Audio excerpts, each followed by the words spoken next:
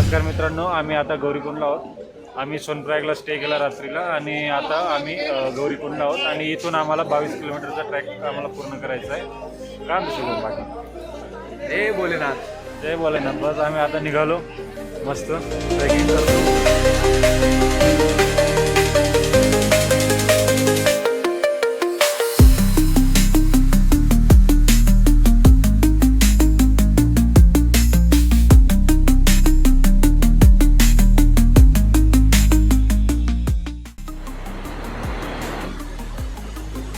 सांब सदाशिव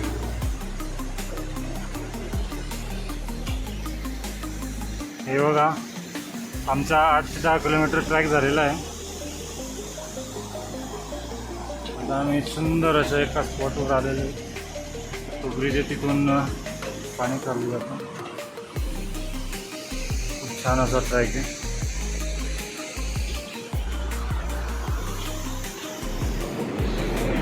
हा ब्रिज आहे, इकडून सरळ गेलं की केदारनाथ महाराज, इथून 10 किलोमीटर दूर आहे, अजून तिथे विराजमान आहे। खूप छान वाटतं इथे येऊन। फक्त सांब सदाशिव बोलत राहा आणि चालत राहा। खूप असा छानसा ट्रॅक आहे। आपल्याला थकवा नाही येणार जोपर्यंत आपण जास्त वेळ थांबतोय, तेव्हा आपल्याला जास्त थकवा येतो किंवा आपण काही खातो पितो वगैरे। सकाळून निघताना काहीच खाऊ पिऊ नका, जोपर्यंत विचार करा की मी जोपर्यंत पोचत नाही, खाणार नाही, पिणार नाही, बसणार सुद्धा नाही, काहीच करू नका। फक्त तुम्ही चालत राहा आणि सांब सदाशिव बोलत राहा। तुम्हाला काही अडचण येणार नाही। लोक म्हणतात ट्रॅक असा तसा, काही अडचण नाही। मेंटली तुम्ही फिट राहा, फक्त ट्रॅक खूप सोपं जाईल, खूप सोपं जाईल। नमस्कार मित्रांनो, मी आणि शुभम आता आम्ही केदारनाथ यात्रेसाठी निघालो असताना आम्ही जवळपास 10 किलोमीटरचा रन आम्ही कव्हर केला आहे आणि आता उरलेलं फक्त 8-8.5 किलोमीटर। त्यापैकी 10 किलोमीटरपैकी तुमचा जो 8 किलोमीटरचा रन आहे तो एकदम सोपा आहे, काही अडचण येणार नाही आहे। रामबाळा गाव आहे, रामबाळा गावच्या पुढे आपल्याला थोडीशी अडचणी शकते चढण्यासाठी, नॉर्मल जास्त नाही आहे। फक्त एक तुम्ही थांबू नका, तुम्ही रस्त्याला कुठं थांबू नका, फक्त एक रस्त्याने चालत राहा, दुसरं काही नाही। आणि कुठं जास्त काही खाऊ नका पिऊ नका, आरामात चला। तुमचा प्रवास एकदम छान आणि सोपं सोयीस्कर होईल।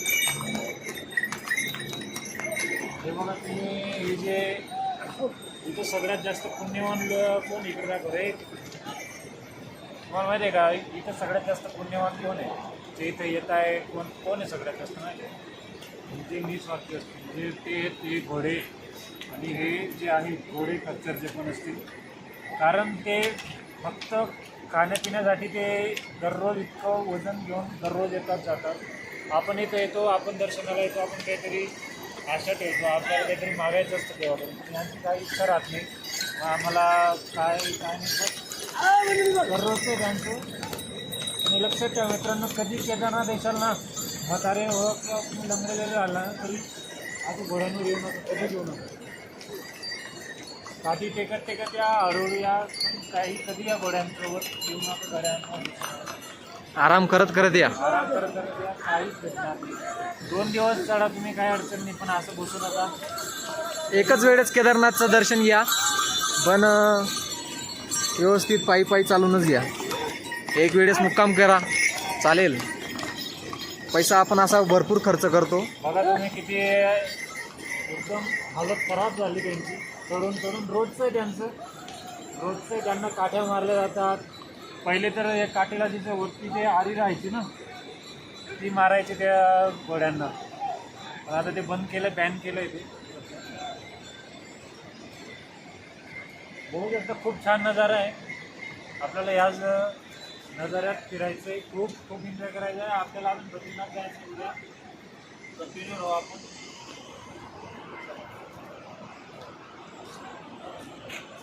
तुम्ही ते जे बघतायत तिथं आपले महादेव तिथं विराजमान आहेत, आपण तिथं नक्की थोड्या वेळात पोहोचणार आहोत।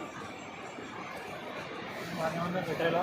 फक्त रस्त्यावर येताना तुम्ही कुठे बसू नका, काही खाऊ पिऊ नका, फक्त सतत चालत राहा, दुसरं काहीच नका. पाणी पण प्या, पण थोड्या प्रमाणात प्या. डिहायड्रेशन व्हायला नको म्हणून हा. 18-20 किलोमीटर काहीच वाटणार नाही. कारण की जसं जसं आपण वरती चढू तसं तसं ऑक्सिजनची मात्रा कमी होत जाईल. हो. कॅमेरामॅन शुभम सोबत सचिन पाटील, डॉक्टर शुभम आहे आमचे. हे बघा पालखी. हा, याच्यावर बसा तुम्ही, काय अडचण नाही. याच्यावर पण जागा आहे, अडचण नाही. पण मुख्य चित्रपटात येत आहे नका घ्या. का घ्या. राणीमध्ये बोलायचं राहिलं तर तया लिहू नका, आराम चला. कारण की जर तुम्ही असतेच ना बोकांडे बशी राहणार सकाळी त्याच मानची बनी सण तुम्हाला बोकांडे बसाले काही टाइम नाही शे.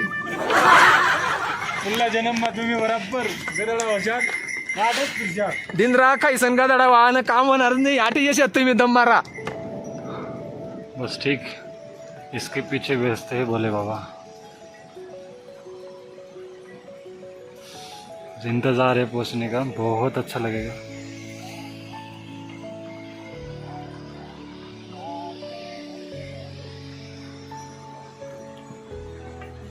सांब सदाशिव.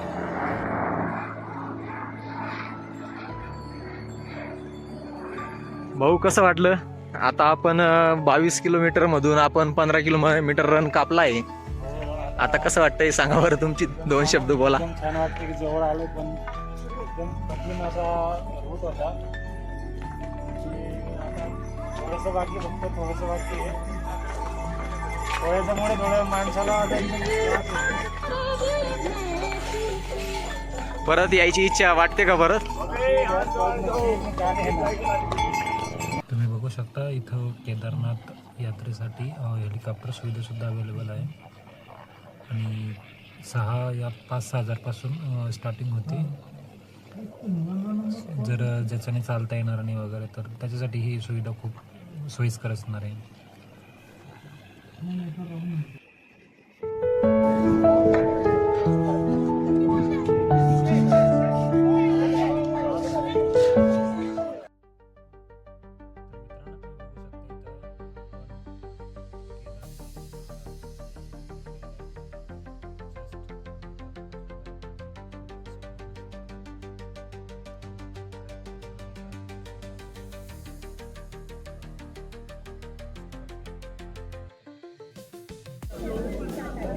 सांब सदाशिव, सांब सदाशिव, सांब सदाशिव. जय श्री केदार. खूप अतिशय सुंदर असं मंदिर आहे इथं. खूपच छान. आपण बघू शकता मंदिराच्या तिन्ही बाजूला बर्फाचे पूर्ण असं बर्फ वगैरे आहे आणि पहाड आहे. हा रस्ता आहे ज्याच्यावर आपण येतो. खूप छान.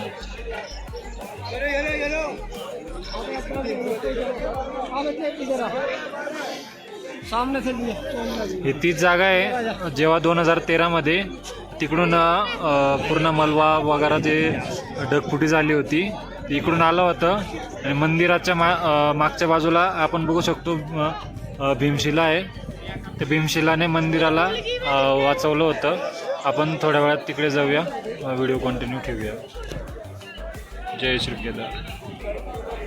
हे बघा कशा प्रकारे इथं रांगा आहेत.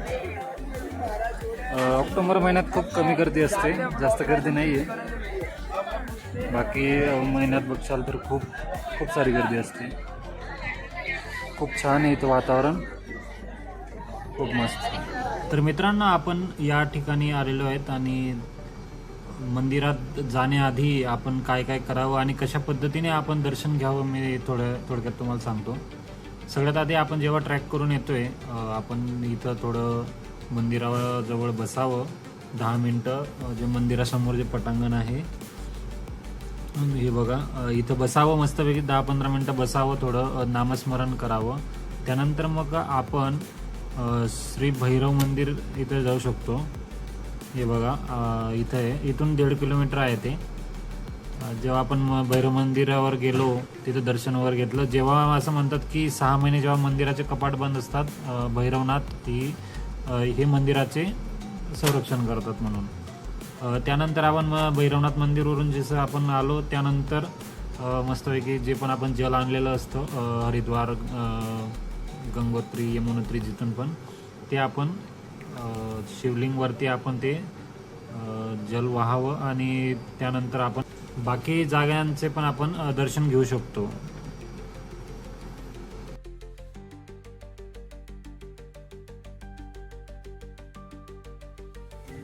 खूप छान असं मंदिर आहे. या मंदिरात विशेष म्हणजे कोणत्याही प्रकारचे सिमेंट किंवा कोणत्याही प्रकारचं काही चुना वगैरे काहीच कोणत्याही पद्धतीचं काही लावलं गेलेलं नाही आहे. फक्त जे फिक्सिंग म्हणतात दगडात फिक्सिंग करून फक्त एक ॲडजस्ट केलेले आहेत खूप छान पद्धतीत. आणि ह्या मंदिराचं विशेष सांगणं म्हणजे 400 वर्ष मंदिर हे बर्फात होतं. बर्फाचे काही इथं असतील ते पिवळं जे दिसतंय ते बर्फामुळेच झालेलं आहे. कुठे कुठे दिसत आहेत हे बघा, हे पिवळं जे दिसतंय ना हे बर्फामुळे झालेलं आहे. जे 400 वर्ष मंदिर बर्फात राहिलेलं आहे. त्यानंतर आदि शंकराचार्य यांनी मंदिराचं ते जिथे इथले स्थायिक लोक होते त्यांच्याशी संपर्क साधून या मंदिराचं पूर्ण परत मंदिर त्यांनी आपल्यासमोर आणलं. त्यानंतरपासून असंच आहे. जेव्हा 6 महिन्यासाठी मंदिर बंद होतं पूर्णपणे मंदिर हे बर्फात असतं, पूर्ण मंदिर बर्फातच असतं. त्यानंतर आपण बघूया अजून एक जागा किंवा एक आश्चर्यचकित गोष्ट तुम्हाला दाखवतो. मग व्हिडिओ पॉज करतो 1 मिनिट. अघोरी महाराज आहेत.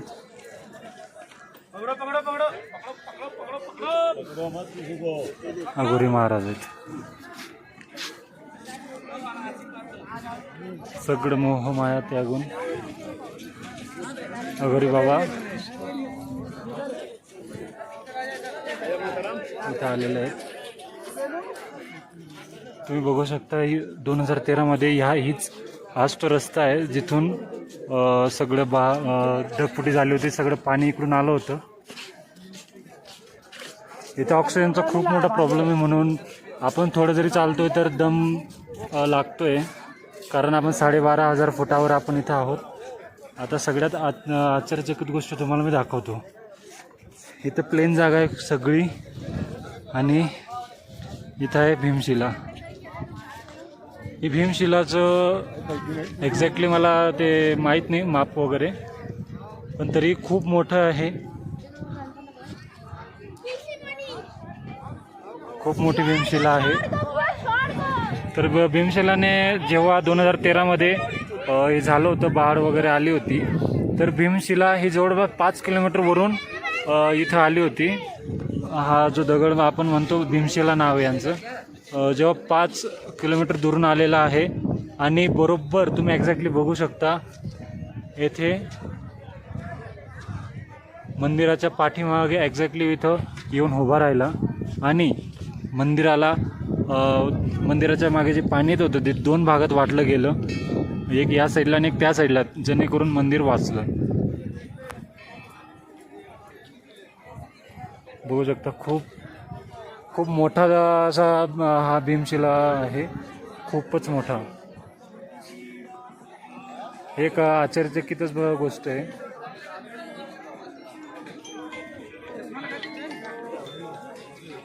इथं या नक्कीच एक तरी वेळेस इथं भेट द्या.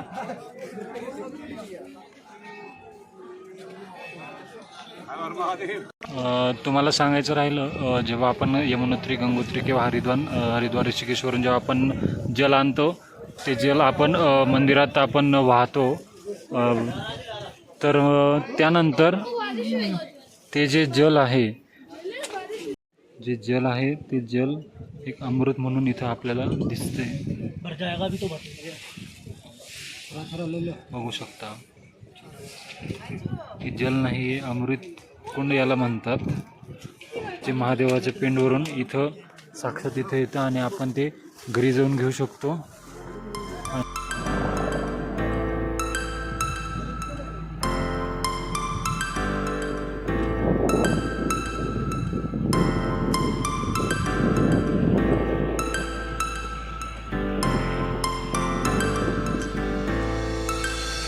Star flows into the sky.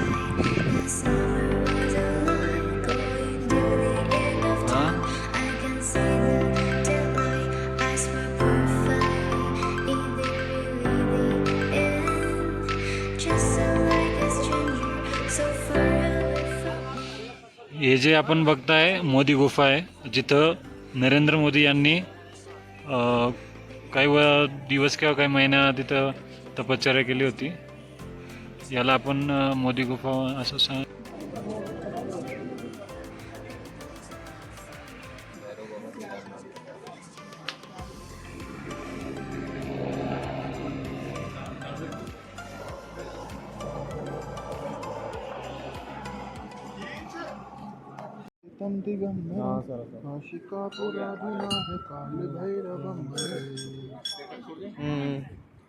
भक्ति मुक्तिदायकं सत्वचारी भक्तवत्सलं चितं